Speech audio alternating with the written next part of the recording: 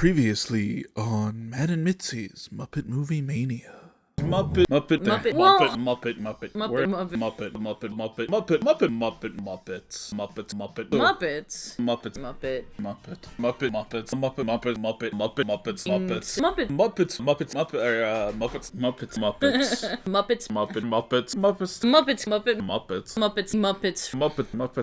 Sesame Street Muppets.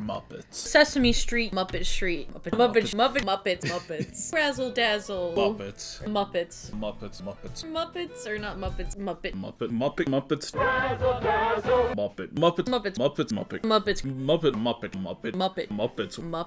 Wilkins Coffee, Muppets.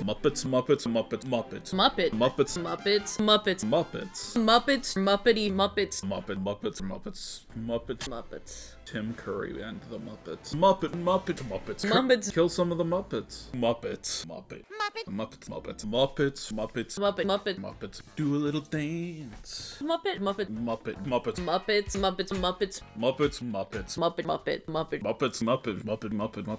Damn, we gotta bring Muppet Vision back. We now return to Matt and Mitzy's Muppet Movie Mania. Elmo and Grouchland. I'm ready to talk about a little red guy. I think I saw this one in theaters as a kid. Like, I would have been just the right age for this one. Like, Follow That Bird I had never even, heard of before I was, in high school. I don't know if I ever saw it in theaters. I don't think I'm old enough to remember if I saw it in theaters or not. I know I saw it. I know at the very least I saw it. Yeah. I remember having something. Maybe it was one of the Leap Pad books. And it was based on the movie, and it spoiled most of the movie, and it came out a few weeks before the movie was out. Or at least I got a hold of it before I saw the movie. So I kind of knew what happened in the movie. I see. I just barely remember it from my... It was a distant memory, and then I watched this. There was, a lot about this movie I didn't remember. There was stuff that was familiar. There was stuff that, when it showed up, I'm like, oh, yeah, that. But then there was also stuff I'm like, ooh, I don't remember this at all. Here is a sandal, here is a spout. When you tip me over... Hey, wait a minute. You're not a worm. That's what Elmo was trying to tell you! You're a teapot! Huh? I can't have tea! I haven't had my din-din yet! Very Muppety.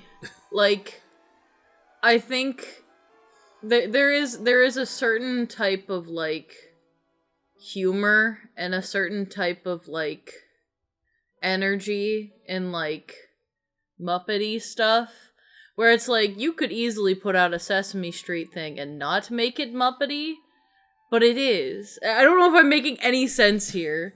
But it's it's very clearly for toddlers. 100% a toddler G-rated movie. Yeah. But it feels Muppety. Which is a good thing. It's supposed to. I get you. I get where you're coming from with that. It is definitely a toddler movie, because there were parts where I'm this feels a little condescending, but it's also for 4-year-olds, so maybe not. Bert and Ernie just showing up to be oh no, something bad's happening to Elmo. And it's oh, well, it's okay, Bert. Things are gonna be okay. Yeah. I do think it's funny that he's who would want to see a sad movie, Bert? And Bert's just Titanic. Movie's not terrible. over yet. Oh. You mean good things could still happen? Of course they can, Bert. In fact, I'm sure good things will happen, because who'd want to see a movie with a sad ending, Bert? Titanic. What? Titanic had a sad ending. Oh, no, Bert. Roll the film. Come on, Bert. Come on. Down with the Wind. No, Bert. No. Dr. Zhivago. Quiet. Bert watches sad movies. That's why he's so worried something sad's gonna happen to Elmo. So the villain in this is a combination of Robbie Rotten and Stingy. Yeah, no, you said he is Robbie Rotten coded, and I'm no, this is Stingy when he grows up. This is who he becomes. He looks very Robbie Rotten, but he has a whole song about everything being mine. Mm-hmm. Who did it better? I think Lazy Town did it better. Mm-hmm. I prefer Stingy's Mine Song, but this one's pretty good. It is pretty good. On every middle is my little sign. I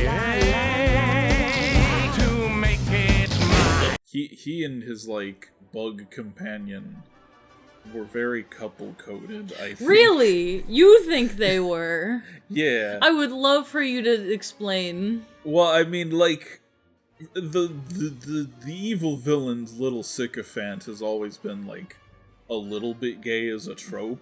Well, yes. See, But- I agree with you there. But, like, then at the end when he's, like, breaking up with his ass, like he gives some very... The villain, Robbie Stingy, he... What was his name? He had a kinda name. Weird.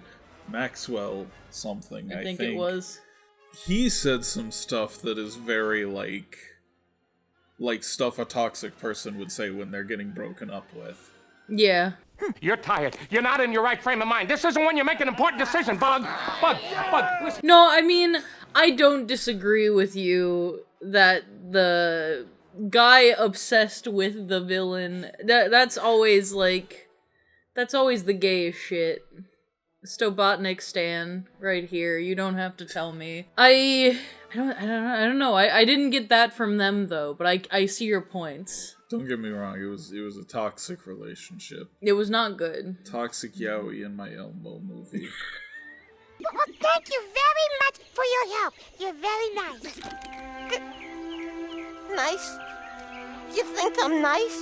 Yeah, very nice. Thank you. Oh, you're welcome. Huh.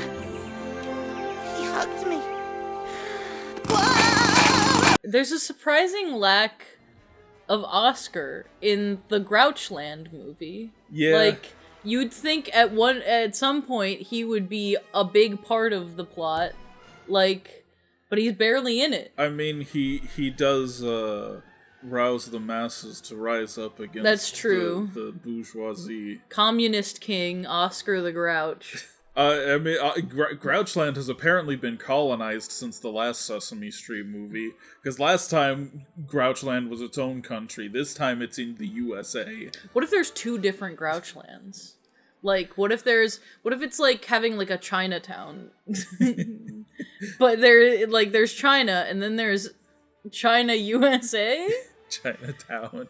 Chinatown. It's like New Grouchland. Yeah, this is Grouchland 2.0. This is like Grouchland territory in the USA. They have an agreement. That also Oscar just has a portal to inside his trash can. The Grouches have mastered teleportation. He's gotta get there somehow. I made a joke about the Mario Bros movie because they're going through like the weird tube and then Elmo and his blanket get separated. Yeah. I think it's made of all natural fibers, maybe 100% cotton. Very lovely. It is, I do think it's weird that the villain, being as shitty as he is, decided that he would steal from the trash people. He's like, yes, I want to take the trash from the trash people, from the little trash creatures. That's what I want to do. And it's like, you could be stealing, like, a lot nicer stuff, honestly. He gets onto the bug for, like, ruining his villain moment, and I'm like, dude, you're threatening a 3-year-old with stealing his blanket. Yeah. No, I think inherently he has to be, since he's in a toddler movie, but he is the most pathetic man. This is Most Pathetic Man Award. Do you like Pathetic Man? Watch Elmo and Grouchland. I sure do. Are you a pathetic man liker? And then we have like, call this number. Watch Elmo and Grouchland. You do have friends, huh? And don't they look sweet? I bet you all just have a grand old time together. Just saying the alphabet and counting all day long. Yeah. The Queen of Trash is a perfect character. I love the Queen of Trash. I was expecting her to be a Muppet. Like, I was full on watching this being like she's gonna be puppet. She is going to be Muppet puppet. No, she's a human woman. Yeah, I think it's a funny fake out. Yeah. No, like right from the beginning, I was expecting it to be another, like, Grouch or something. Like, that would make sense, but no, that is a full-on human woman. And they're exes, apparently? Her and the villain are exes? Is that true? I don't remember that. No, because, like, he's, like, talking, like, no pun intended, he's, like, talking trash about her, but she's also, like, he could never give anything. Like, I'm like, they're so exes coded. This is the most pathetic bisexual man. This is not where I thought I was gonna go talking about this movie. They're exes in my mind. That's what I got from that. She gets turned on by raspberries. Yeah, that's... Like it is uncomfortably sexual for the Elmo movie. Oh, I love raspberries. It wouldn't be if she... Like, she's really into it. It's... Like... I get it. It's something silly for the kids to play at home with. Like, yeah, blow some raspberries at the TV screen or at the theater screen, everybody. It'll be fun for the kids. But she's so weirdly into it. Like, I don't know how else to explain it. Like, you'd have to see it to know what I'm talking about it. Like, she's into it. Which is weird that she's making a 3-year-old do this. That just makes it weirder. Yeah, like you can have a little bit of sexual tension in a Muppets movie, but not in a Sesame Street movie. I don't know. That probably wasn't how they wanted it to come across. I want to make that perfectly clear. That was in no way their intention. Her acting makes it seem that way. I wish she was in a different movie. Yeah. Like, she would be funny in, like, something more mature, but no, here she is in Elmo in Grouchland. Yeah. She got a great song, too. Yeah. Her song rules. Everywhere you look, a story can be told. And the tales that tell are worth their weight in gold. Pretty good music in this. Yeah. All around. I mean, I expect nothing less. Like, sure. Muppets, Sesame Street, they always got some fucking bangers out there. Sure. I like the way Elmo dances. It cracked me the fuck up when Elmo started dancing. The way I'm doing the legs too. You can't Yeah. see the legs, but he's got this like high step. Like the way he just like stomps his little feet and he's like, "Whoa, watch out!" He's on fire on the dance floor, freaking it Elmo style. Well, that's all I have to say about the little red man. What else do you have to say? That's it. It is pretty focused on. I mean, like you said, Oscar's barely in it because he's with like the rest of the Sesame Street crew, who just like follow behind him and get locked in jail, and then Oscar rouses everyone to a revolution. Next time. Kermit's Swamp Years. La la la la la la la la. Elmo's World. Okay.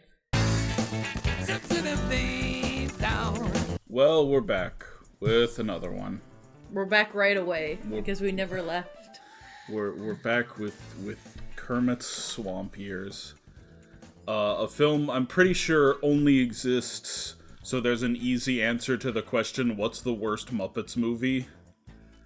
Because I feel like I would feel bad calling most of the other Muppets movies the worst. Right? Yeah. Like, all the other Muppet movies are trying. This one is just not. This one is not. This one is, like, boring as hell. It doesn't have the juice. It doesn't have the Muppets. No, it doesn't. It's got Kermit, and that's it. There's, like, an alligator Muppet left over from Treasure Island, and like some mouse Muppets I recognized from Christmas Carol, but none of the main characters show up. It's just Kermit. Hey, Stadler! I'm sure glad the frog put us in his movie. Why? So people can see how young we look? No, so we don't have to watch it. See, I don't want to be too mean to it, but like the problem is that like you've set up a standard. Being the Muppets, and then you're like, and then you put this, like, I don't know, it just feels kinda meh compared to the rest of the catalog.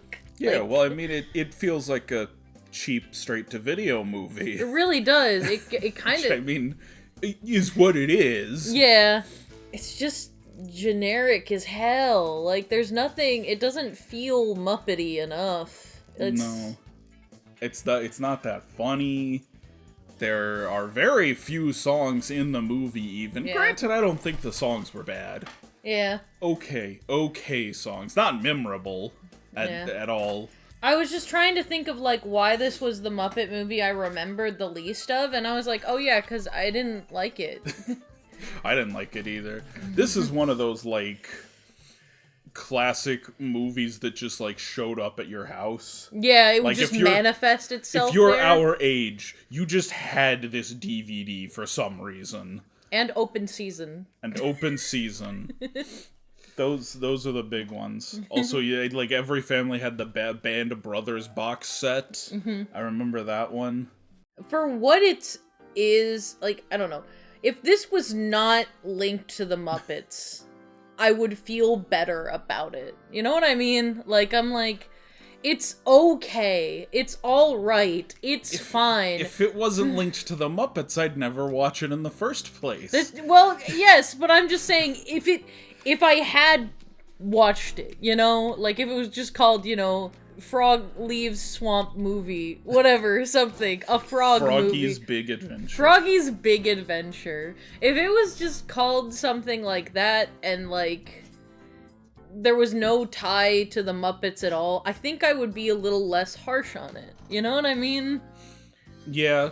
Because it's not trying to connect itself to anything like that. It's just kind of, yeah. But it's still kind of like a boring, generic movie. And well, that's what I'm saying, is that, like, if this wasn't in line with the Muppets, if I wasn't comparing it to that, I'd feel a little bit better about it. Does that make sense? Yeah, but I mean, again, I say I wouldn't watch it because it's just a boring, generic. But like, I'm saying if movie. I had watched it, is what I'm saying. If it just come on or whatever. Yeah, I understand. Yes. I understand what you mean, but like, yeah, there wouldn't be any reason to watch it or talk about it if Kermit wasn't in it. Yeah, it's just kind of like what you expect from, like, I don't know, it feels like a Tubi movie, is what I said when we were watching it. It just feels like what you've come to expect from that kind of movie.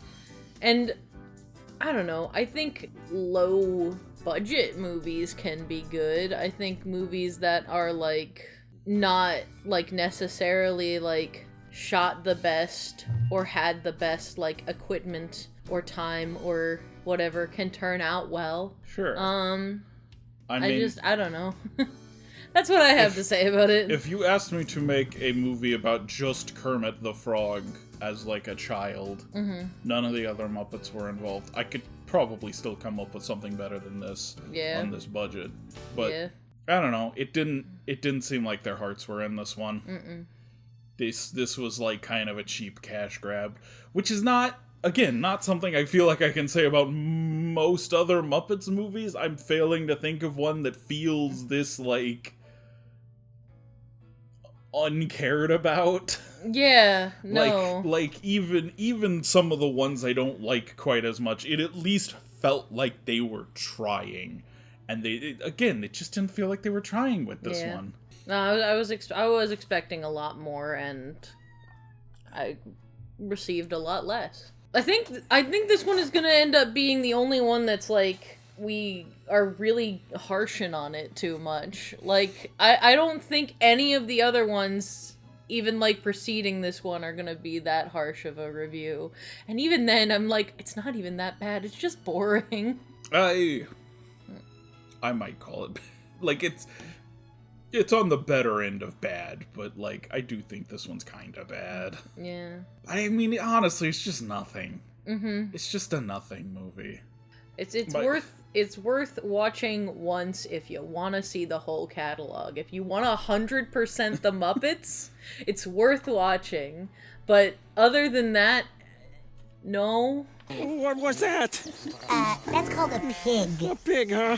I hope I never see another one of those my entire life. My distinct memory of this is that the first time like my mother had found some local place that like bought used DVDs, right? And she's like, okay, collect up like whatever DVDs you want to get rid of, and we'll go sell them. And this was like an instant, yeah, go sell this one. Like my brother and I agreed. We're like, nah, Kermit Swamp Years, take it, get rid of it. I'm done. I have nothing else to say about this movie. Ready to move on to another Christmas movie? Yep, it'll be Christmas next time. Merry Christmas. It'll be Merry Christmas. I kind of hope I can get this video out around Christmas, actually. Okay, well, we're gonna have to speed up our intake then. We've only got 4 left. Yeah. We can do that by December. It's only 9/11. It's actually the 10th, but...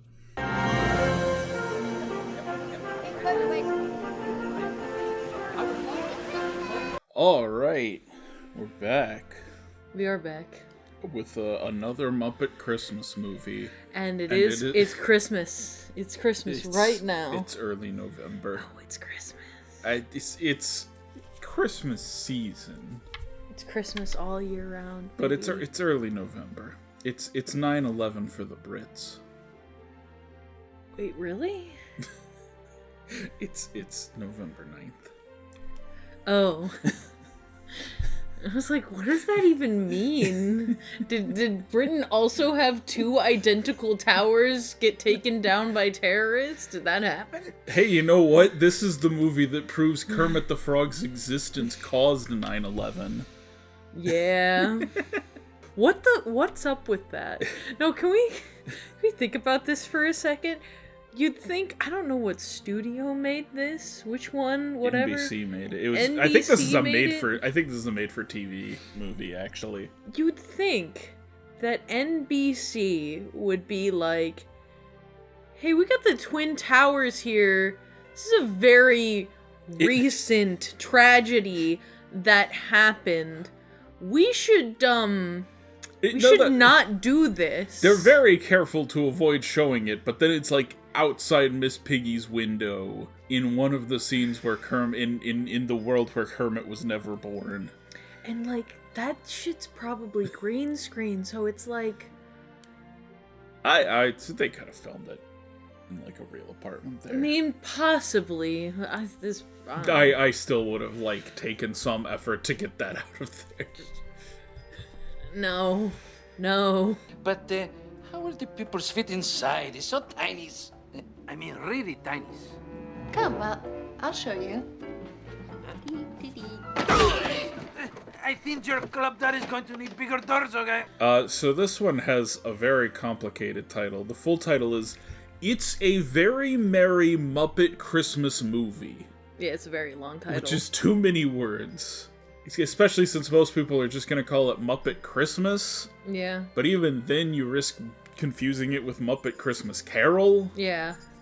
It's not even the most popular Muppet Christmas movie. Like, I think you could have left the Very Merry out and just said, it's a Muppet Christmas movie, and I'd be fine.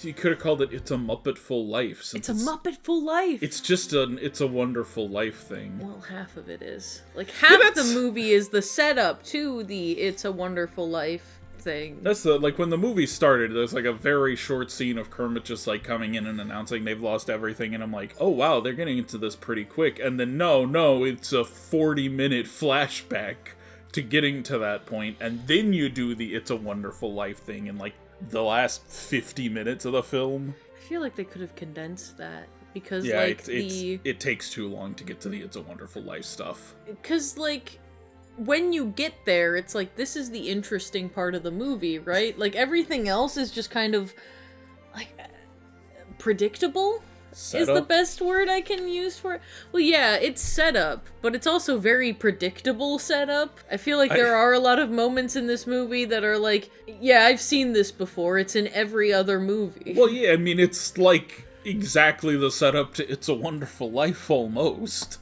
Yeah. It's also like I was getting onto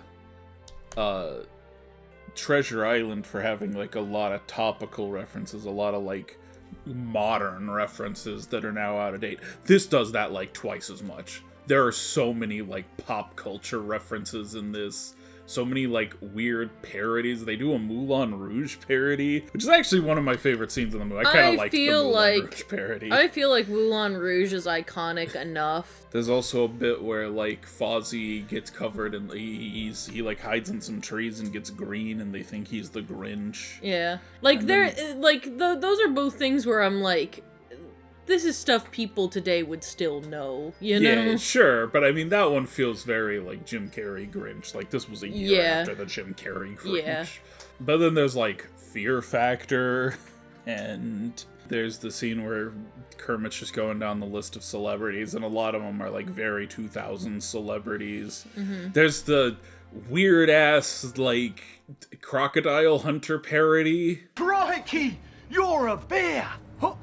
I'm gonna have to tranquilize him, because bears get a tad cranky when they get a bit stressed. Here's the thing, like, I get why Steve Irwin wouldn't want to do it, because it's not a very, like, it doesn't flattering. feel very in character for the Crocodile Hunter, but it, like, that's the only way to make that bit work, is if it's actually the Crocodile Hunter, and instead it's just some guy.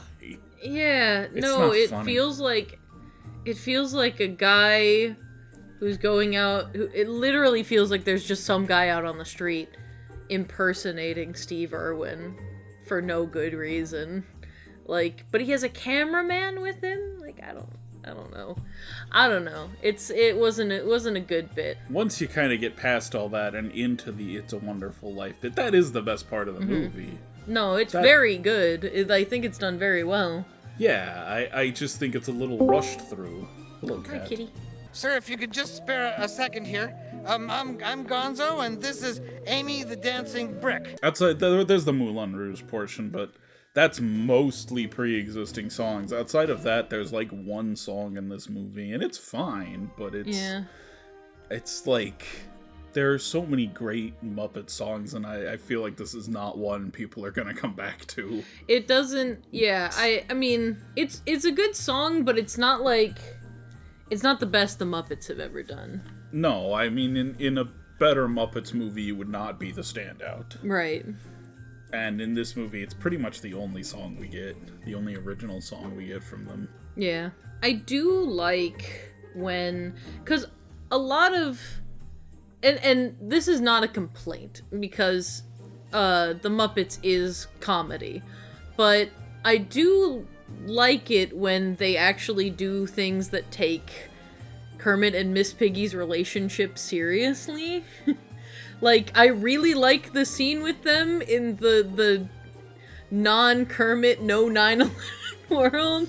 I don't know, it's just something about, like, him being, like, very, like, soft and kind with her, and her kind of, like, semi-falling apart and, like, telling her she's always beautiful. I'm like, that's heartwarming. I think that's sweet.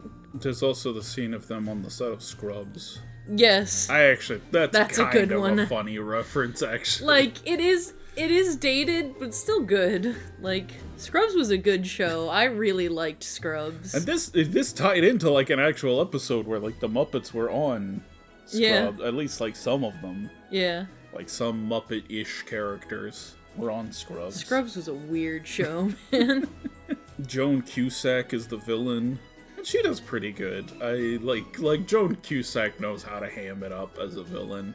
And Pepe is so fucking horny for her. Like, I am shocked at, like, this isn't the only thing in the movie that's like that, but, like, throughout this movie, I'm like, this is the horniest Muppets movie. Like, what the fuck? You answer this question, and I'll give you your Christmas bonus. I feel like Pepe is a very horny character, though. Sure. He's just like that. But then there's also, like I think Miss Piggy has some stuff with Kermit that gets really horny, and then there's fucking Scooter dancing at the club. Oh yeah, that happens. Scooter's like cage dancing. I'm sorry, I think Scooter's actually living his best life in that universe. I feel like he's repressed in some ways. Scooter, you need to just let that out, man. Go to the club. He should be at the club. No, he's actually like moonlighting doing this in Kermit's world as well. Yeah. It's just his only job in the world where the Muppets don't exist. Beaker's on steroids. That happens. Yeah. Yeah, no, like, I think anything that, like, takes characters and sees what they're like, if you just change, like, a little bit about the world they're living in, I think any story like that is interesting. That's why I like AU fanfics. It's like, let's take these guys and put them in a different situation. And I think that's a lot of the Muppets, too. That's just what they tend to do. Like, it's the same guys, but let's put them in a different situation. But this one, I think, is, like, an interesting exploration of the Muppets as characters, you know? Mm-hmm. Like, as people, as Muppets. Yeah. Yeah. Mel Brooks returns to the Muppets verse as a talking snowman. Yeah. And I see storm blowing, and Hey, buddy, what are you doing? We're trying to make a movie over here. Why, I'm Joe Snow, your affable, good-natured narrator. Snowman narrator? We don't have no snowman narrator. Now get out of shot, you Burl Lives wannabe. No snowman narrator? Mel Brooks is in a lot of Christmas movies and specials. He's Santa in Jimmy Neutron. Yeah, he is. Oh, also, Triumph the Insult Comic Dog is in this movie as a cameo. Yeah, in this movie. That's like, I'm like, nobody's gonna get that now. Nobody's gonna know what that is. Muppet movies are always the best. You mean that? For me to poop on! It's just like in the first Muppets movie where that fucking ventriloquist dummy shows up. You gotta have cameos from the other famous puppets of the day. Yeah. Matthew Lillard is in it. Oh yeah, Matthew Lillard is some French dude. Luc Fromage. Yeah. Who just makes like a terrible segment and then just gets fired and then leaves. That was one of the funnier parts of like the opening. I love that Gonzo is so into it. Like, I'm like, yes, this is Gonzo. This is prime Gonzo material. The main crux is like David Arquette is an angel, and William H. They have William H. Macy in like the opening credits, and he's in like one scene at the very start of the movie. And Whoopi Goldberg is God. Whoopi Goldberg is God, which is funny. It's just a funny sentence. Just Whoopi Goldberg is God. They make a SpongeBob joke. You're just lucky SpongeBob isn't on right now. I love SpongeBob. Do I care? Who do you think is a better God, Whoopi Goldberg or Morgan Freeman? Oh, probably Whoopi Goldberg. You make a terrible God. Yeah, I was just thinking that. I think Morgan Freeman God is better. Just have all the actors who have ever played God fight to be the one true God. Tier ranking God. Yeah. Yeah, I think Jeff Goldblum played God in The Thing at one point. I might be wrong. Gilbert Gottfried is God in Smiling Friends. Yes! Oh yeah, that's another thing that's like very predictable, is like at the end of this movie they make the Muppet Theater a historical landmark. And I feel like that is the solution in like almost every like the rich guys are gonna take our place away like movie. Like I've seen this before. I've seen that one before. I know this one. Zack and Cody did it. Yeah. I know there was this episode Hey of Arnold Zack and did it. Cody with that. Hey Arnold did it. I mean, they kind of do it in the Yogi Bear movie, where it's like, oh yeah, this is a protected forest now. Yeah. We got an endangered species here. The two talking bears are not the endangered species, it's some fucking turtle. Speaking bears, we got those everywhere. Yeah, everybody knows bears can talk everywhere. We know this. Yeah, I mean, It's a very merry Muppets Christmas movie. It's got some humor. It's got some heart. There's stuff I like in it. I can go half and half on this one. Like, I don't think this is one of the worst. I don't think it's one of the bests. I think we're landing like right in the middle with this one, honestly. I think I probably like it a little less than Muppets from Space. Yeah. I like it a lot less than Muppets from Space, because that one's my favorite. Nah, you really like that one, but I don't so much. I'd rank it lower, but not... I'd rank it above this one, at least. So next we got Muppets Wizard of Oz. My second favorite. This is This is a good movie. This is a really fun movie. We're in for a treat. It's been a long time since I've seen this one, but I don't remember liking it that much. I'm ready to watch it before we go see the second part of Wicked. I'm ready to...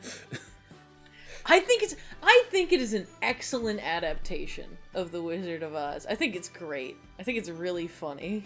God, imagine if Jeff Goldblum played the wizard in the Muppets Wizard of Oz. Oh my god. That would have been perfect.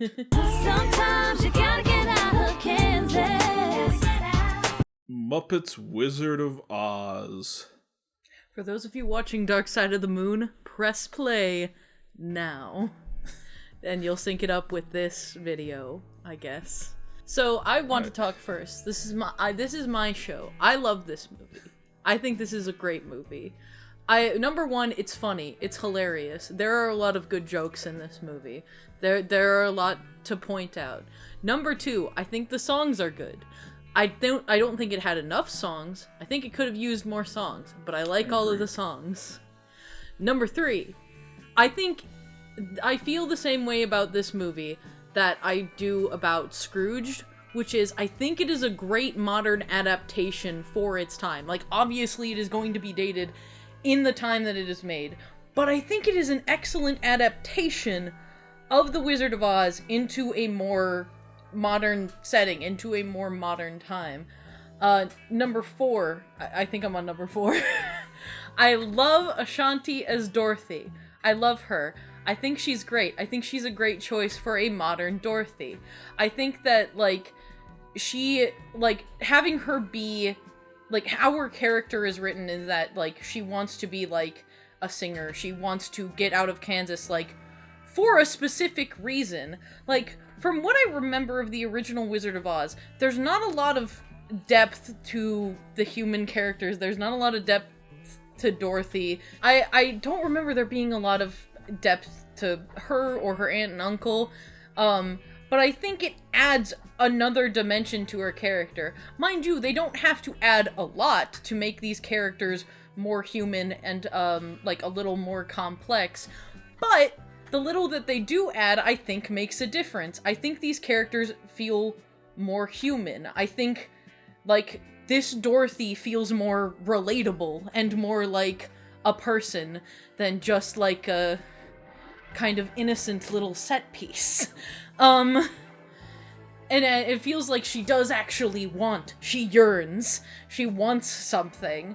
And I also think that adds to more of, like, the No Place Like Home kind of feel of the movie. Is that, like, she kind of, she wants to go off and have a big adventure. She wants to do so much more of her life. But it's true, she doesn't appreciate, you know, what she has now. She doesn't appreciate, you know, her family or her current life.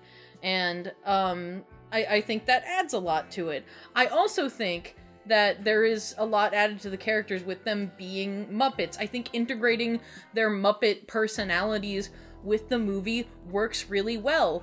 I really like the backstory for Gonzo as the Tin Man, and I was kind of disappointed when by the way, I watched this movie before I watched the original Wizard of Oz, by the way, so that kind of informs how I feel about it.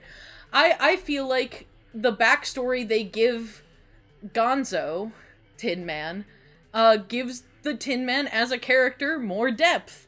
I think it's great. I think it's a great movie. Also, I fucking love the terrible, like, it's terrible now. The dated CGI on The Wizard of Oz is awesome. I love that. I love that it's like movie magic. It's like Hollywood movie magic. Again, for the time. Anyway, there we go. I've said my piece. I think it's perfectly forgivable, terrible CG. Like, yes. In context, it would look like terrible CG. I've had my time. I think that's part of the joke. I've been on my soapbox. I've let it out. I've let it out into one big burst. Now you can say your piece.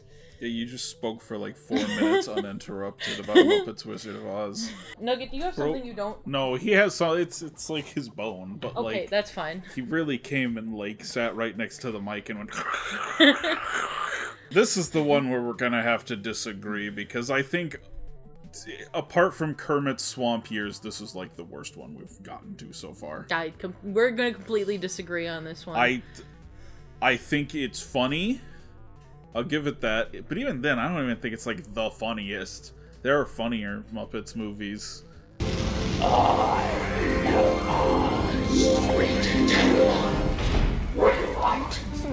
there, Mr. Oz. Are you by chance in relation to Frank Oz? I guess I'll agree with you. Like, they do kind of adapt the story well. I mean, I think putting the Muppets in The Wizard of Oz is a really great idea.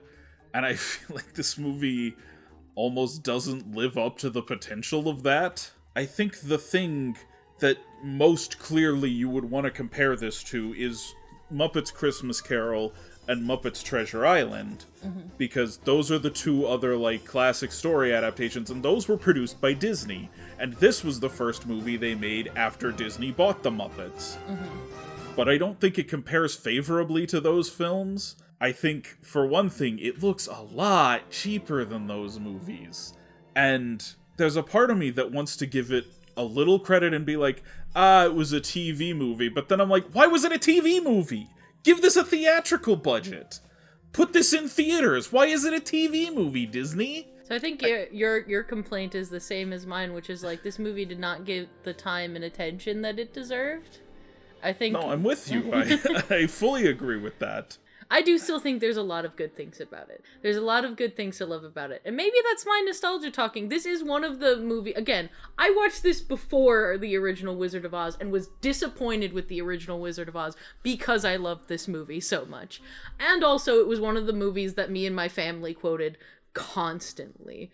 We love this movie. Like, this is a movie beloved by my household. You have to understand this also. Hey, you got something in your eye. Oh, what? This! Hey, stop that! I don't think the music in this, I don't think the songs are bad, but, like, there's, like, 4 of them, and then 2 of them are just, like, modern 2000s pop songs. But that's what I love about them. You don't understand. That's what I love about them. Like, I understand that's what they are, but I'm like, this is not really a Muppet song. And then the 2 Muppety songs, like, one of them's fine, and the other is a Miss Piggy villain song, and I'm like, a Miss Piggy villain song should go way harder than this. It's again, it's like, the potential is there, and it's not reaching that potential. This is maybe gonna seem like a weird complaint, a weird nitpick, but, like, it's something that bothered me when I was young, and I didn't have the language for it.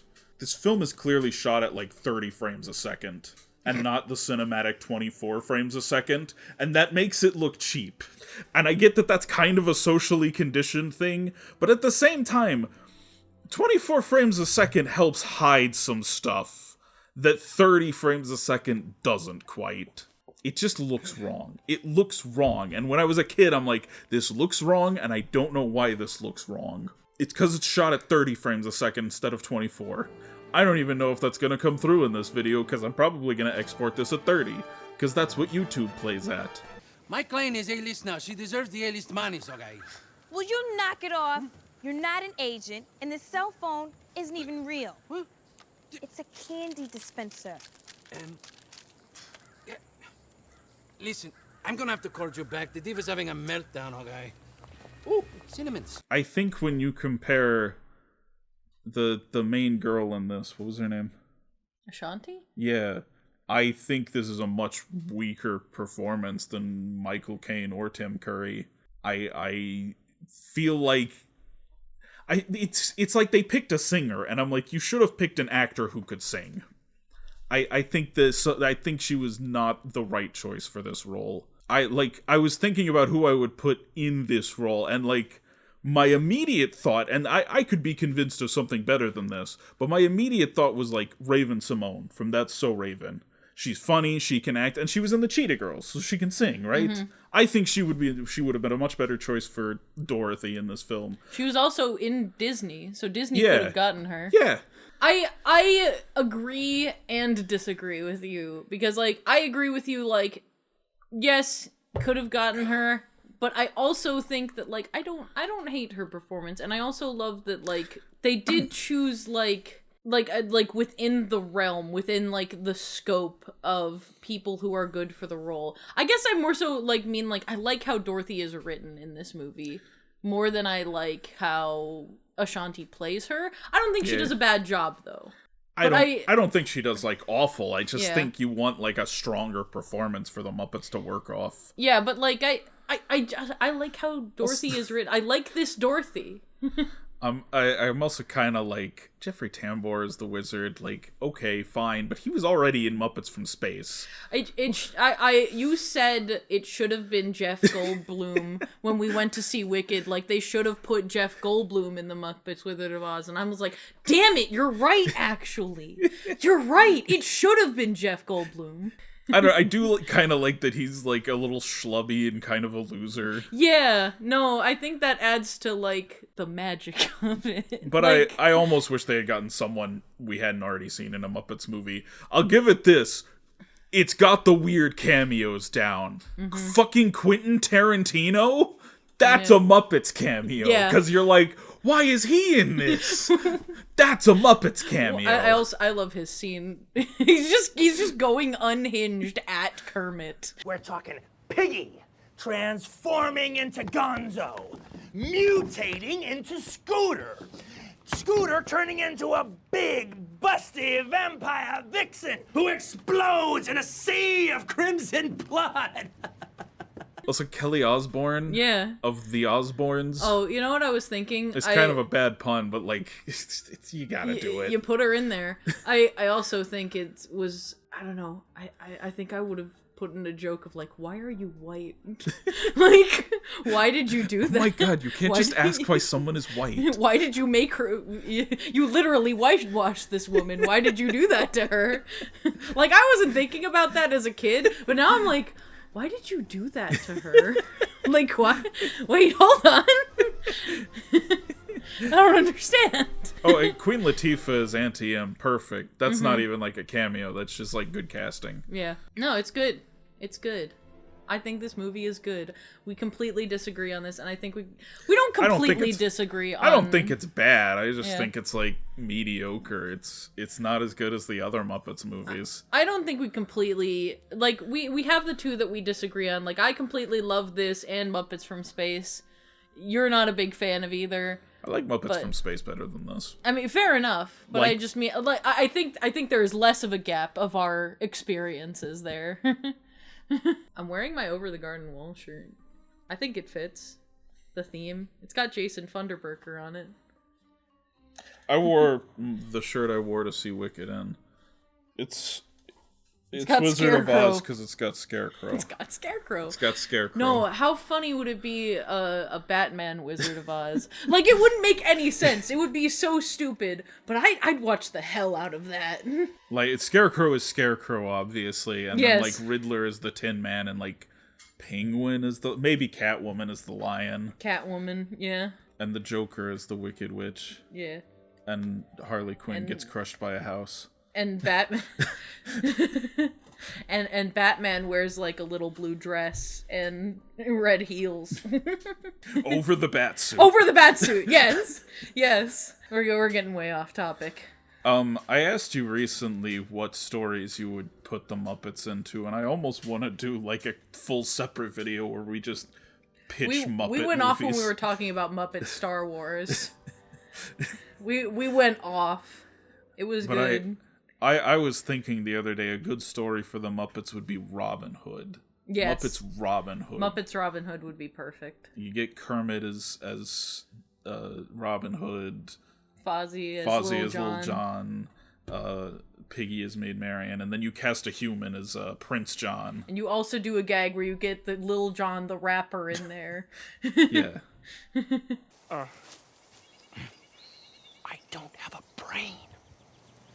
You don't have a brain? Right. Why are you whispering?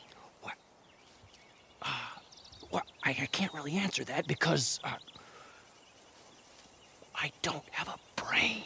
I don't think I have anything else to say about Muppets the Wizard of Oz. I also want to say, I do also think that it is funny that, Pepe is an actual prawn in the real world. That's very good. And Pepe has so many good lines in this. Like, half the good jokes come from Pepe. They give him a lot in this movie.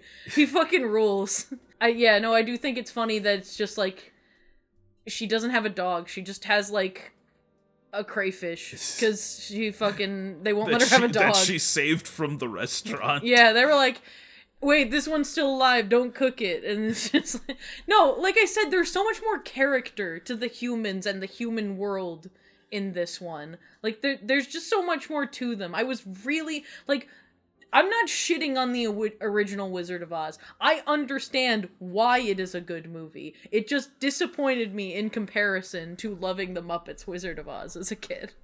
I was gonna mention that there's a joke in this, you referenced it already, that I put in the VeggieTales video for the Wizard of Oz episode of that. And like, I tried finding that clip online, and I just couldn't. I had to go to the library, rent Muppets Wizard of Oz on DVD, rip it, specifically that scene, and put that in the video. And then as, like, an added joke, I then played the first track of Dark Side of the Moon as, like, the background music for that. What do these do? Nothing. They're my nipples. It's good. It's a good movie. There's also the part, one of the ones that my family quoted constantly was the one where Pepe touches Gonzo's nipples. And she's like, what do these do? It's like, nothing, those are my nipples. That got a big laugh out of me, actually. No, it's funny, but that's like all. I disagree. Let's move on. Let's move on to The Muppets. The Muppets. The Muppets. The Muppets. Like, The Muppets. Yeah. The Muppets. Everything is great. Everything is grand. Why are there so many great deals on hotel rooms? Great opener. Anyway. The Muppets. The Muppets. The Muppets. Why are there such great deals on our hotel rooms? Free parking for cars, not RVs. Not RVs. God, I mean, there's a lot of good stuff in this one, but like all of it, I'm like, boy, I wish this was in a better movie. It's such a mixed bag. Like, there's a lot of stuff I like in this one, but there's a lot of stuff I'm just like, no. It has issues. I'm a big fan of the music. The music's pretty good. Pictures in my head is like so good. It's so good. Yeah. And then it's like, why isn't this in a better movie? How do we feel about Walter, about the new Muppet introduced? I don't know how to feel about him. Because on one hand, like, I think he's a pretty good character. Like, I don't think there's anything wrong with introducing a new Muppet to, like, kind of kick off, like, this feels like it's supposed to be like a kickoff to, like, a new era of the Muppets, and then Disney did nothing with them. They made one other movie, and then they did nothing else with them. Like, There was that, like, weird 2015 show, but Walter wasn't even in that, I don't think. No, I don't think so either. So...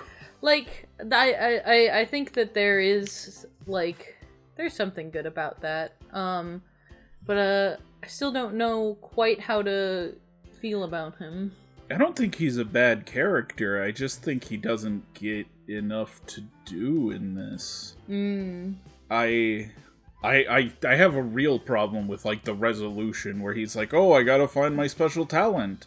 And then at the end, it's just him whistling, and it's like, that wasn't set up well enough. There needed to be more of him whistling. Like, I honestly forgot what his talent was. I've seen this movie before, and I'm like, what was his talent? Does Jason Segel just throw him? Yeah. I forgot it was whistling, because they don't set up that it's whistling at all. I mean, I think they set it up a little bit, but Not enough. Not enough. Like, okay, because there's the scene with them at Kermit's house, and they start singing the Muppet Show theme. That's when you have him whistle the Muppet Show theme, and that's what gets Kermit on board, and that's like, oh, I'm good at whistling. Yeah, like in his event, it is good. Like, it's good whistling. Sure. It's pretty good, actually. Like, how... Like, what is the threshold for being good at whistling? Like, where do you peak? The guy on All Star who whistles the tune.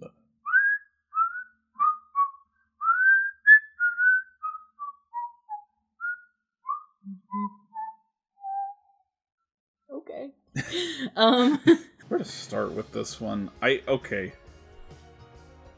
The thing about pictures in my head, and with this whole movie, for a movie that, like, is so insistent that the Muppets are not popular anymore, yes, that no one cares about the Muppets, that and that is, like, clearly trying to re-establish the Muppets. It's just called The Muppets. It's, like, clearly supposed to be the new entry point. It really relies on you knowing and caring about the Muppets.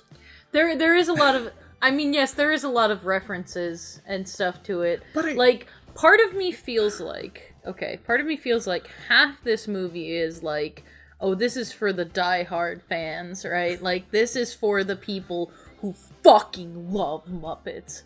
And another part feels like it's trying to be like the reintroduction of Muppets into society.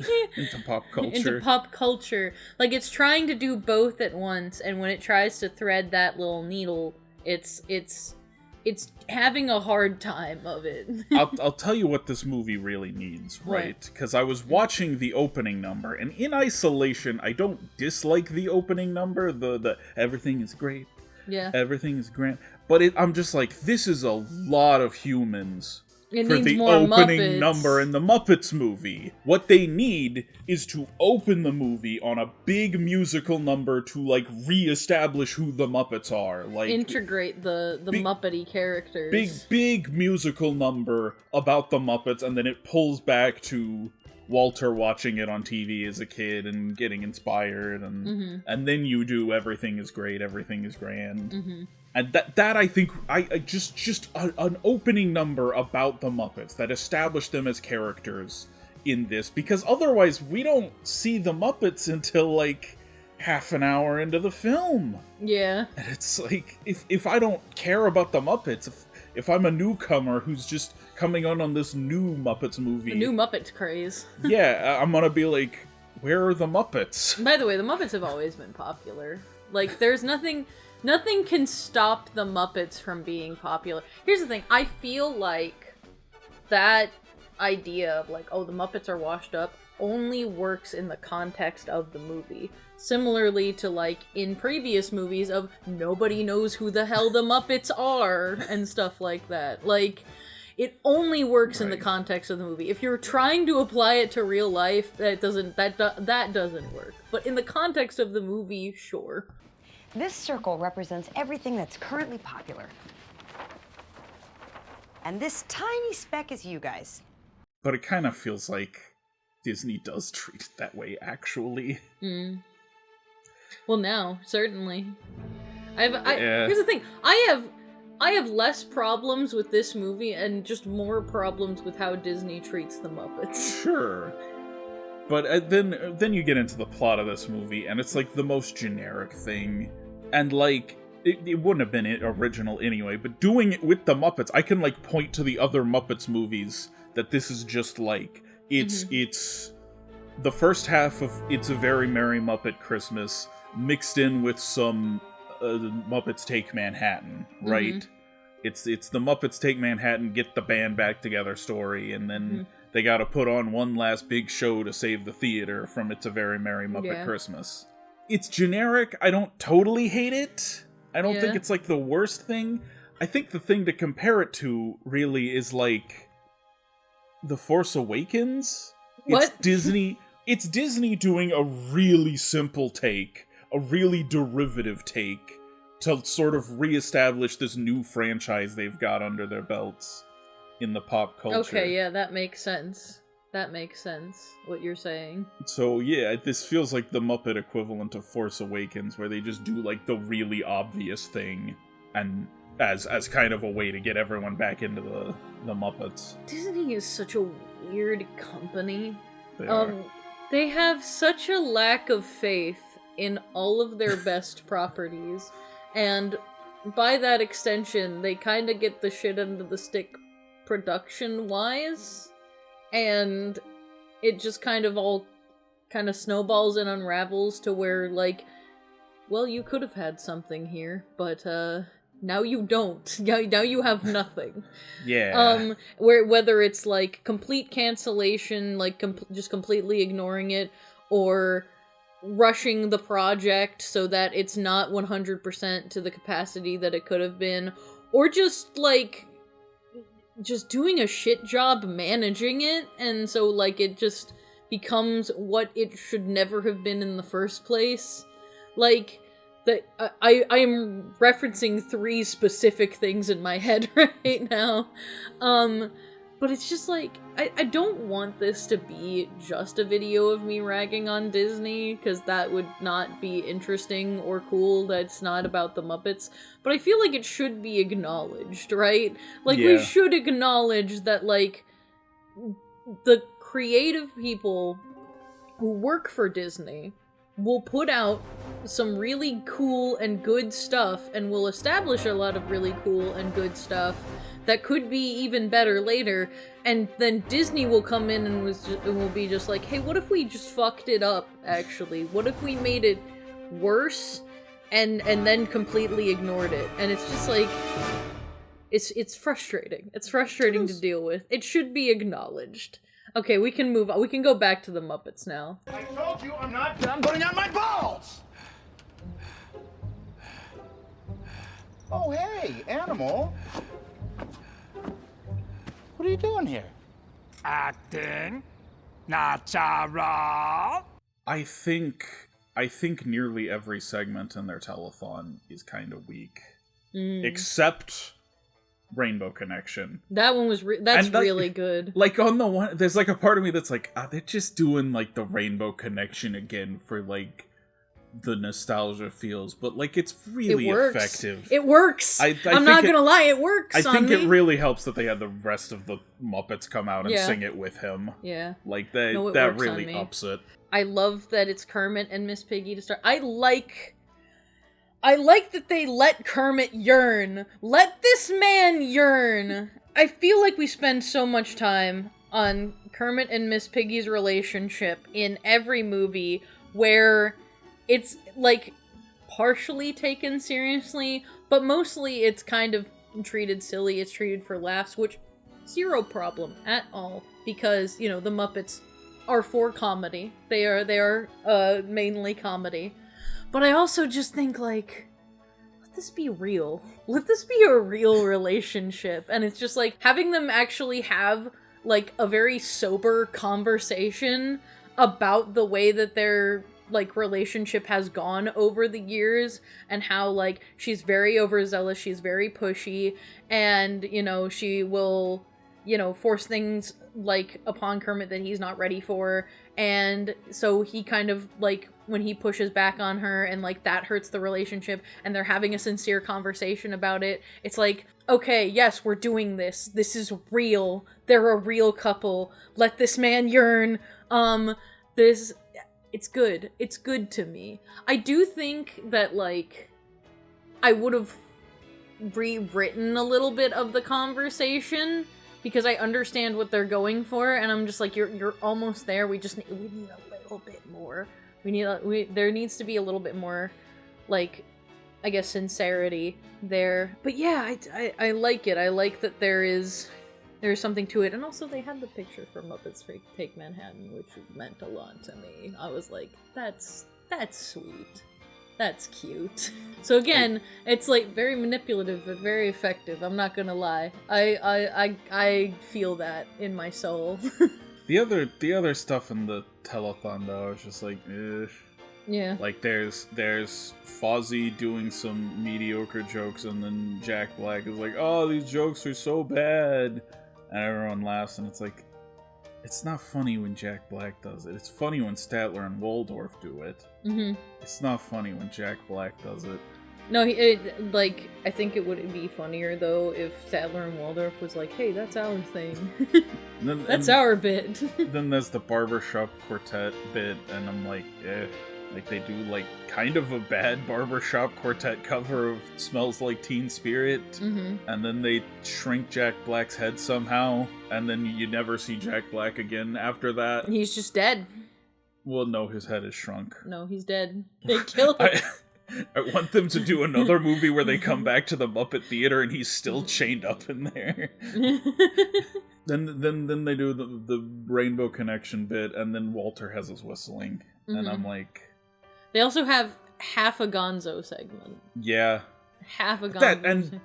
Okay, I don't have a problem with them failing at their goal. I think it's kind of funny that they weren't even actually close to achieving their telethon goal. But then they should have resolved that within the film, and instead it's like an over-the-credits thing where Gonzo bashes Chris Cooper in the head with a bowling ball, and then he gives it all back. And it's like, why was this over the credits? This should have been in the movie proper. That should have been before the last number. Yeah.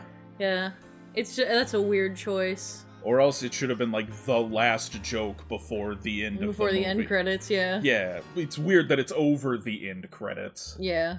You kidnapped Jack Black? That's illegal. But Kermit, what's more illegal? Briefly inconveniencing Jack Black or destroying the Muppets? Kidnapping Jack Black, Fozzie!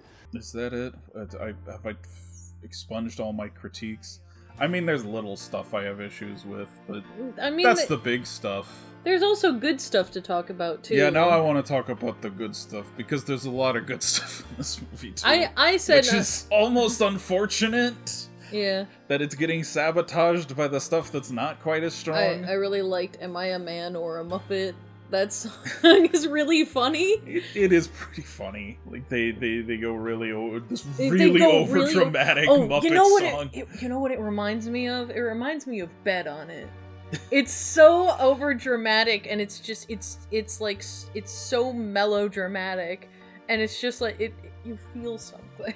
And it's like I don't know if it's what you want me to be feeling, but I certainly feel something looking at this. The fact that Sheldon was the Muppet. Sheldon is there. That's maybe one of the cameos I think works better. Yeah. I am a little annoyed. Here's another negative. I am a little annoyed by all the celebrities in this movie. I think it's too many celebrities, and I think it's too obvious celebrities. Yeah. Like Sarah Silverman, Kristen Schaal, I'll take them. Jack Black is too, like, these are like Kids' Choice Award celebrities. You know, you can't have them in your Muppets movie. You gotta go weird with it. Jason Segel in the lead. I'm saying that right, aren't I? I don't know. Okay. Jason Segel. Yeah, I mean, I don't know if he would have been my first choice, but I don't think he's bad. I don't have any problem with him. And then it's Amy Adams is his girlfriend, and I like Amy Adams is a great actress. She's fine in this. She also looks enough like the girl from How I Met Your Mother that sometimes I forget it's not the girl from How I Met Your Mother. Like I'm picturing Marshall and whoops, man. I didn't watch that show much. Lily, yeah. I've only seen a little bit of that show. I've seen like various episodes throughout, but in my mind, the Muppets movie is those two, and then I'm like, oh wait, no, it's Amy Adams. I watched that show a lot when I was younger, and revisiting it is not a good time. Yeah, that's kind of one that just like fell out of the public conscience immediately after it ended. Like we stopped talking about it when it ended. Anyway, I was gonna talk about, like, because I wanted to talk about the villain. Who plays the villain Chris again? Cooper is the villain, Cooper. And Tex Richmond. Yes. He's a really funny villain. I like Chris Cooper as the villain in this. I love his fucking rap number. It comes out of literally nowhere. There's no build up to it. It just starts. Because here's the thing, like, having one of the Muppets do a rap song, I think would be like, no, don't do that. But the fact that the villain does it, and that it's Chris Cooper, and he just does it out of nowhere, and he has there's women that come out of the closet and then go back. Singers who are just like, the Muppets are a waste of time. Muppets are a waste of time, oh, can't you see? It's really funny. It is really funny. I really like the villain song in this. I like most of the songs. Mm-hmm. That Life's a Happy Song, when there's someone by your side to sing along. Yeah. That one, I wish there was more of Walter in it, frankly. Yeah. Like the one Muppet that's in it. But it's a fun song. There was the Me Party. Yeah. I was kind of watching that and I'm like, we're giving Amy Adams a number after, like, there was the cleaning montage, and the cleaning montage was just, we built this city on rock and roll. Yeah. It wasn't even a Muppet song, and then I'm like, we're giving Amy Adams another number, and then Piggy joined in, and I'm like, okay, I'm a little more okay with that, but still, this is like, it's a really human-heavy movie. Yeah. I think. Which is ironic because I remember the Muppets. Jason Segel was on SNL to promote this, and the Muppets showed up with him. And there was a joke about, like, oh yeah, everyone says, I can't wait to see the humans in the new Muppet movie. I mean, when people go to a Muppet movie, they say, gee, I can't wait to see the human! It's like, but they did that. There's too much humans in this. Yeah, I think it needs to be more Muppet, less human, but also I do think that would make the joke of tons of celebrities flooding in right at the end like way funnier. I like most of their stories of like where they've gone off after the Muppets. Like the Pachulo Casino scene is really funny. Yeah, it's really depressing. Gonzo just having a button to destroy his business already that's installed. Very good. It's very good. It's so Gonzo though. Yeah, he would do that. He has a self-destruct button put in. He's not like, oh, sell the company, I'm quitting. No, he's like, I have to destroy it. I don't care at all about Animal's arc where he like doesn't want to play the drums because he's trying to be calmer, but then he plays the drums. It's like, it just kind of feels like you wanted this guy to relapse from the start. Yeah. I fucking love the Rolf scene. Rolf? Huh? Want to get back together? Okay. Good. That's so Rolf. Yeah. That's so Rolf. Pepe gets like one line in this movie. No, he does, and I just realized there's very little Pepe. As compared to the last movie where there was a lot of Pepe. Yeah. I mean, even It's a Very Merry Muppet Christmas had a lot of Pepe. Mm-hmm. There was little Rizzo. Yeah, I don't think Rizzo said anything. Wasn't much Rizzo either in this. Yeah. I'm sure I think he had a few lines, but not a lot. Should have been more Rizzo, I think. I think there should have been more Rizzo and Gonzo interaction. I think there should have been more Muppets. Yeah. If I'm being honest. Should have been more Muppets in this Muppets movie. I don't know. It's got a lot of problems, but there's so much good stuff in there too that I'm like. There is a lot of stuff that I'm just like, yeah, I see what you're going for, and you got it. You did it successfully. But then I feel like there's little stuff in between, like the really good stuff that I'm just like, I feel like this could have done one more round through the writer's room. But like, there's a lot of good stuff. I can't say it's a bad movie, honestly. I think there is a lot of good stuff about it. You know what? We do see Jack Black again, because he's the Hobo King now. Oh, yeah. Yeah. I like that scene. And I like All Hail the Hobo King. It's completely out of nowhere. They just haul him off. Zach Galifianakis as Hobo Joe is not too bad. That's kind of funny. Yeah. Are you one of the Teenage Mutant Ninja Turtles? Yes, I am, and let me show you how you can help. Whoopi Goldberg acts like she doesn't know what the Muppets in. Girl, you were in a Muppets movie. Right, You were God. You were God! Now that would have been funny if they made a reference to her being God. That would have been funny. You know, Miss Goldberg, you look a lot like God. No, because the Muppets love their meta humor. I think there needs to be more meta humor. I feel like this one references at least those first three movies a lot more than some of the others do. And the Muppet Show, actually. It's really heavy on the Muppet Show. Why haven't we just brought back the Muppet Show? Disney, just bring back the Muppet Show. It's not that hard. Yeah. The formula's already there. It's perfect. We already got it down. Like, it was good enough that there's like 2 other versions of that show. Hey, you missed your cue! Muppets Most Wanted? The last one. The last one. No, I feel bad it's the last one. I feel like we gotta do another one next time. We're doing a sequel. That's what we do in Hollywood. Baby. Yes. If you want a thingy thing, I'll get it for you.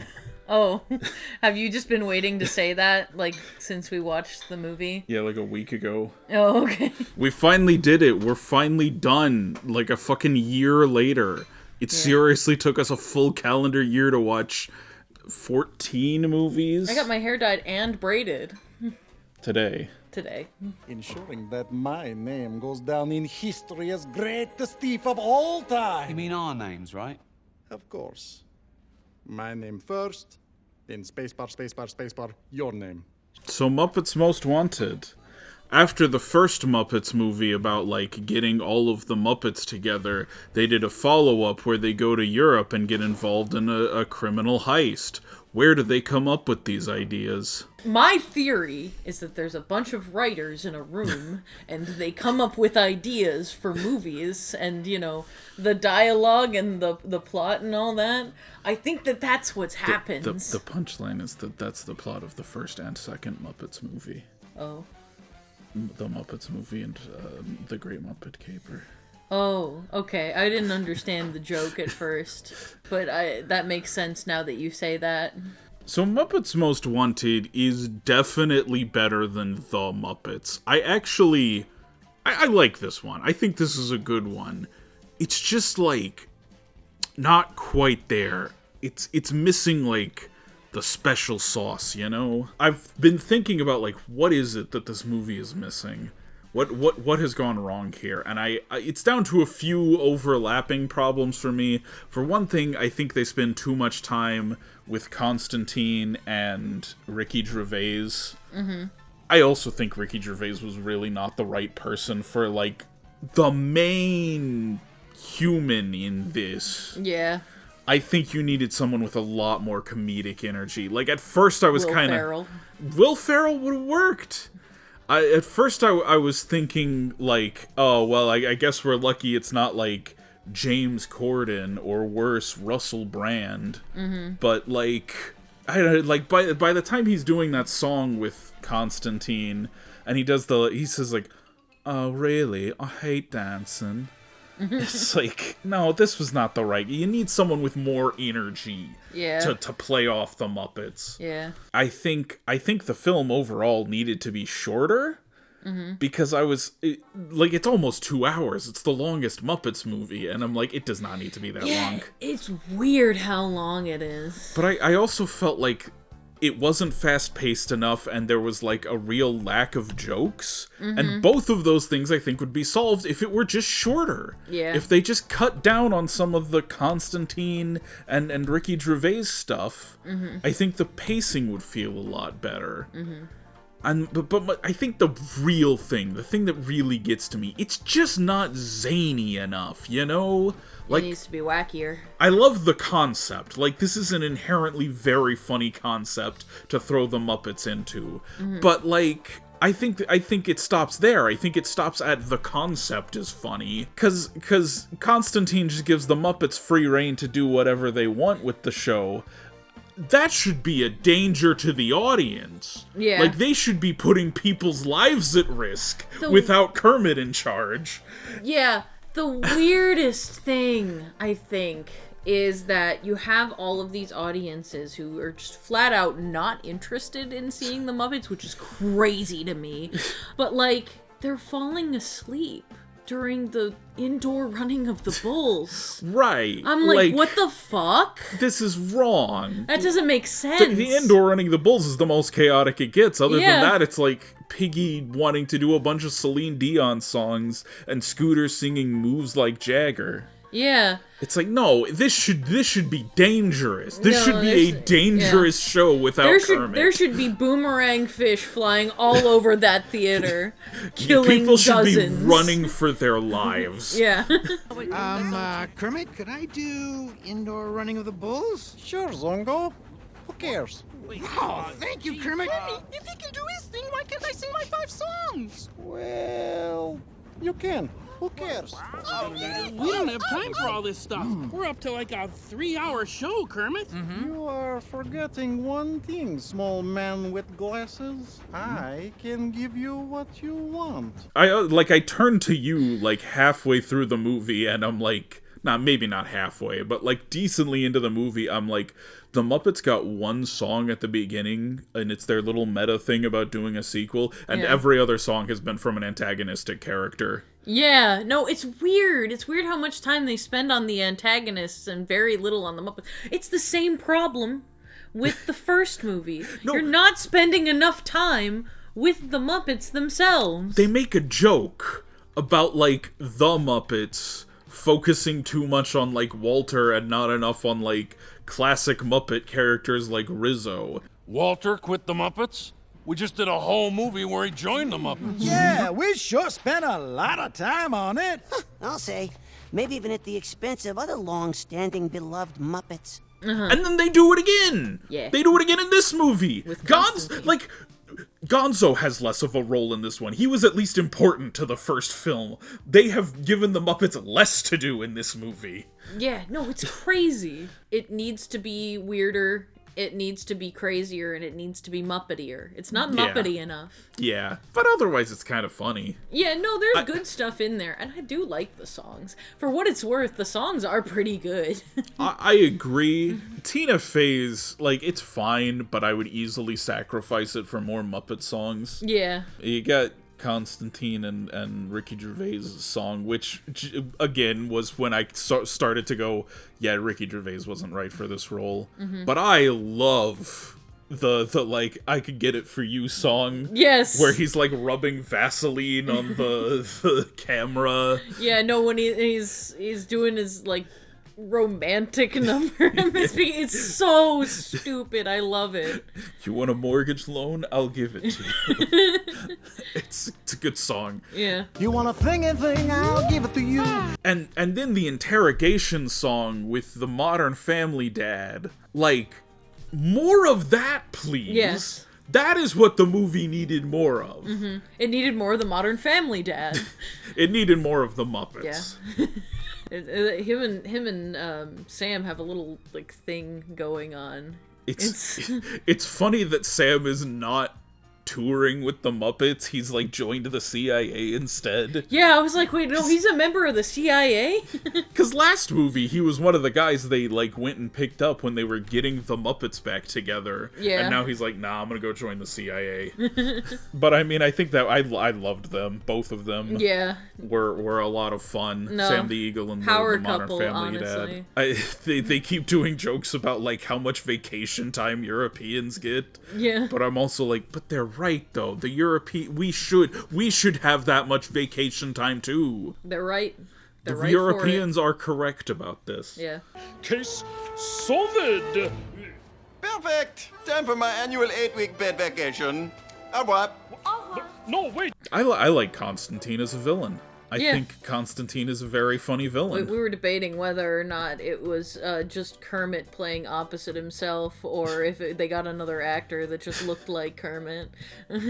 I think if they ever did, like, other Muppet stuff in the future, they should include Constantine. They can't. Like, he's in jail. I mean, especially if they do some sort of, like one where they're, like, playing characters, like Christmas Carol or Treasure Island. They should bring Constantine back for one of those. No, if they do bring him back, like, they need to have, like, a scene at the end of the credits of him getting arrested again. Like, how does he keep escaping?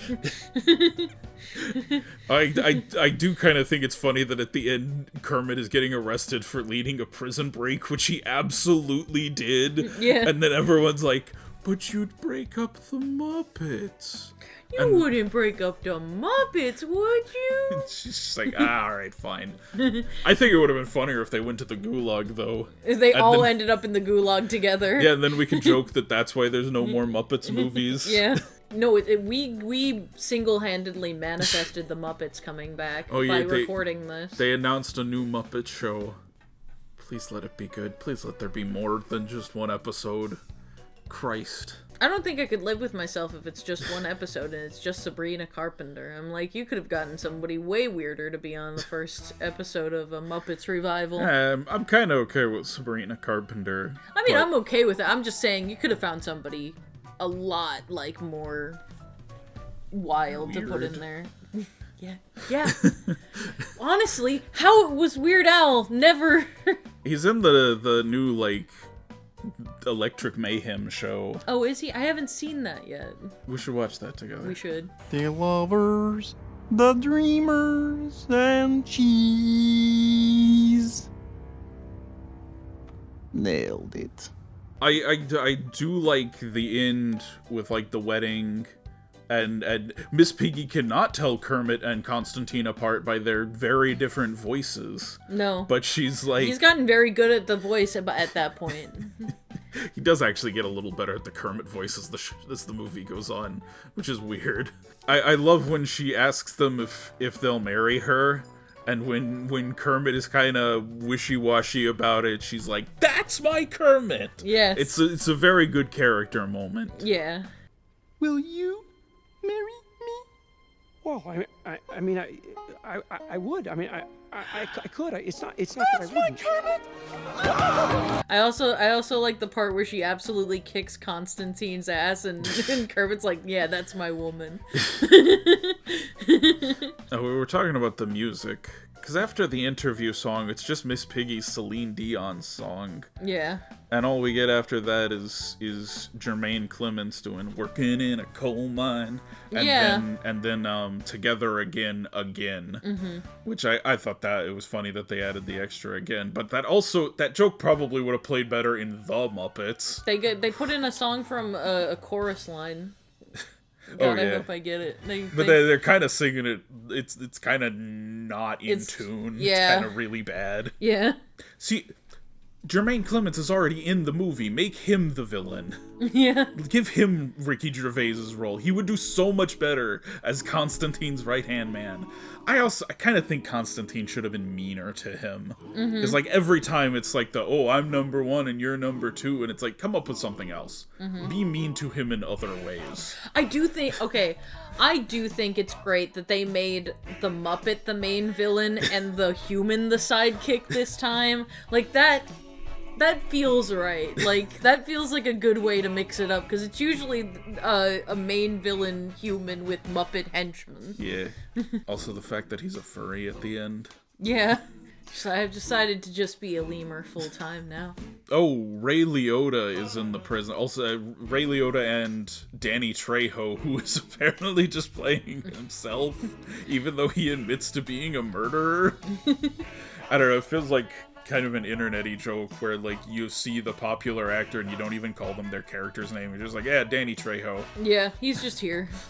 But Ray Liotta is in the Gulag, and he was already in Muppets from Space, so it's my headcanon that the security guard from Muppets from Space just got arrested and sent to the Gulag at some point. Yeah. That's another thing we should address. It feels like the Soviet Union is still a thing in this movie. I feel like so that's... the Cold War has not ended in the Muppets universe. Okay, when you want a Russian antagonist, that's just what you do. Like, in any media, when you want a Russian antagonist, it's just like, oh yeah, they're from the Soviet Union. Even if the Soviet Union isn't around anymore, it's just like, yep, that's a Soviet. I mean, their depiction of Europe is also a very, like, old-school depiction of Europe. I mean, it's all just, like, stereotypical shit, The German right? kids were playing with toys from, like, the 40s. Yeah, no, it's weird. Which I guess matches the depiction of America in The Muppets. Mhm. It's very, 50s suburbia. Mm-hmm. No, they go with a very, like, just stereotypical Earth. It's weird. And it's weird that it seemingly implies that the Soviet Union hasn't fallen yet in the Muppets. It's not the worst implication. There's also the implication that if Kermit was never born, 9/11 wouldn't happen. We've been over this. That's the trade-off. That's the trade-off. And you know what? Honestly, I take it. 9/11 happened, but the Soviet Union never fell. Yeah. 9/11 didn't happen in the Muppets universe, and Kermit was born, and the Soviet Union never. This is a whole different universe. Also, America is stuck in like the 50s, which is like. I guess it's just the Fallout universe. I guess this is the Fallout I guess Muppets is the Fallout universe, but if the bombs never dropped. Like if the bombs never dropped in Fallout and we were all good. This is basically just it's Fallout without all the fallout. Yeah, without the fallout. It's in the Fallout universe, but it's just pre-war Fallout. It's pre-bomb dropping, pre-nukage. Solid, above average. It is a pretty good movie. I did laugh. Would you look at that? No. Good idea. Alright, it's time for my final ranking. I'm not doing a final ranking because I do not care for that. I have my 2 favorites and that's it. What are your 2 favorites? You know this. From Space and... Wizard of Oz. Okay, well, you also said Christmas Carol when we talked about Christmas Carol. I'd say that's my top 3, yeah. I'd say Kermit's Swamp Year's obvious last place. No one is going to disagree with that. If we're counting that, like, Muppet Classics Theater, that's next. Mm-hmm. But we kind of barely spoke about it, and it almost shouldn't count. It didn't really leave much of an impression, no. Then it's Muppets Wizard of Oz. I know you disagree with me, but I just think that one's kind of eh. I'm gonna put the 2 Sesame Street movies above that. I was kind of thinking about it, because I'm like, well, I definitely liked Follow That Bird better than Elmo and Grouchland, but at the same time, I'm also, like, acknowledging these films as, like, this was not made for me, this was made for toddlers, and I think a toddler might actually prefer Elmo and Grouchland. It's a little faster paced. Yeah, a little more better at holding the short attention span of a toddler. Yeah, so I feel like the target demographic might like Elmo and Grouchland more. Granted, I'm sure a toddler, if they like Sesame Street, they'll probably like both those movies. Mm-hmm. And I thought both movies were fine. They did what they need to. I preferred Follow That Bird, but not by that much. I think Follow That Bird had more jokes. I think it had better songs. Yeah. I also think it had more impressive puppetry, honestly. Above that, it's a very merry Muppet Christmas movie. It's fine, but it's nothing standout. Convoluted title. Yeah. I go back and forth on Muppets from Space and The Muppets. It's a case of higher highs, lower lows. I think what The Muppets does well, it does way better than Muppets from Space, but what it does poorly, it does much worse than Muppets from Space. And I think that's giving Muppets from Space the edge, honestly, because it's pretty consistently good, where, like, Muppets I almost get more upset at, because it's like, you have all these good things, why are you dragging them down like this? Muppets from Space does not drag anything down. It is everything it needs to be. Then I would go Takes Manhattan. It's funny, but it's got the weakest story. Then Treasure Island. It's got the best music, but maybe it's not quite as funny as the ones that came before it. Then Great Muppet Caper, which is a fantastic film. And Christmas Carol and the Muppets movie, again, I keep going back and forth because it's like the Muppets movie is a better Muppets movie, but Christmas Carol is maybe a better movie. Yeah, just overall. Yeah, so I think I'm gonna go Christmas Carol number 2, Muppets movie number 1, since it's a Muppets movie ranking. But if you ask me which was the better movie, it's probably Christmas Carol, if I'm being honest. Yeah, but my top 3 are Muppets from Space, A Muppets Wizard of Oz, Muppets Christmas Carol. Those are probably my top 3. Yeah, I don't think I have a definitive ranking outside of that. They kind of just all exist in a nebula. Would you at least agree that Kermit's Swamp Years is the worst? Oh, yes, I do agree with that. Okay. I do agree that Kermit's Swamp Year is the worst. Just because... It's nothing. It's nothing. Like, it's not even, like, offensively bad. No. It's just, like, this doesn't need to exist. It's not, like, terrible. It's just boring.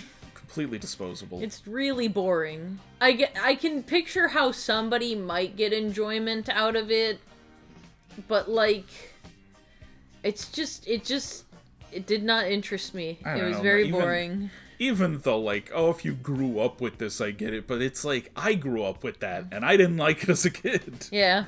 I'm sure there's more stuff I could probably think to say about the other movies that I liked, and the other movies I disliked. There's probably a lot of stuff that I'm gonna be kicking myself in the face and be like, why didn't I mention that? I wanted to mention that. That just happens when you record without a script. Yeah. Alright. That's Matt and Mitzy's Muppet Movie Minute. Sorry, I was looking at Statler and Waldorf in the back. I wanted to put them in the front. And they can go in the front. They barely did anything in Most Wanted. Yeah, no, they were. They had a joke at the beginning about how bad it was. We're still going! We're still going! And then they just don't appear after that. Good night, everyone. Good night. Merry Christmas. This Razzle dazzle, say goodbye. probably will come out after Christmas. Bye. Give 'em the old razzle dazzle, razzle dazzle. Give 'em an act that's unassailable. They'll wait a year till you're available. Give 'em the old double whammy, days and dizzy 'em.